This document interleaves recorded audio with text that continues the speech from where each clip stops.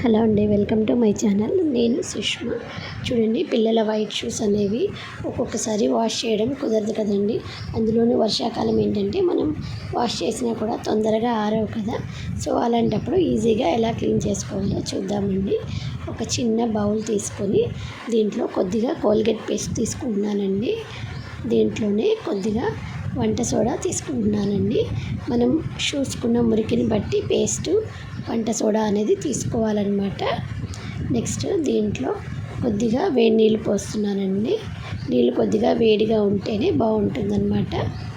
ఇప్పుడు ఒక waste cloth తీసుకొని కాటన్ క్లాత్ని దాంట్లో డిప్ చేసుకొని మనం క్లీన్ చేసుకోవాలండి.